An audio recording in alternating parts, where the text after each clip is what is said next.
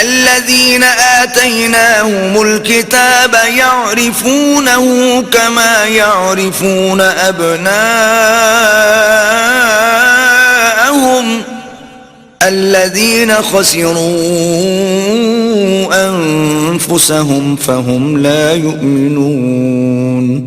جن لوگوں کو ہم نے کتاب دی ہے وہ ان ہمارے پیغمبر کو اس طرح پہچانتے ہیں جس طرح اپنے بیٹوں کو پہچانا کرتے ہیں.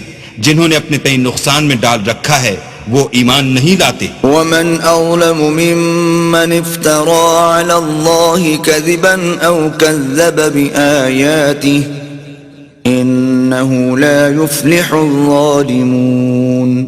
اور اس شخص سے زیادہ کون ظالم ہے جس نے اللہ پر جھوٹ افطرا کیا یا اس کی آیتوں کو جھٹلایا؟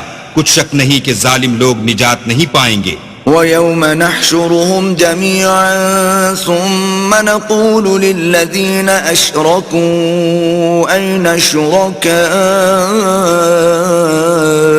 الَّذِينَ كُنتُمْ تَزْعُمُونَ.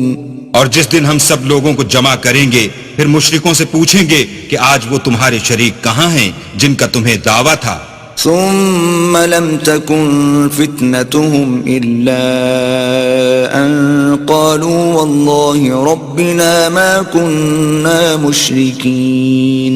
تو ان سے کچھ عذر نہ بن پڑے گا اور بجز اس کے کچھ چارہ نہ ہوگا کہ کہیں اللہ کی قسم جو ہمارا پروردگار ہے ہم شریک نہیں بناتے تھے. انظر كيف كذبوا على أنفسهم وضل عنهم ما كانوا يفترون. دیکھو انہوں نے اپنے اوپر کیسا جھوٹ بولا اور جو کچھ یہ افطرا کیا کرتے تھے سب ان سے جاتا رہا.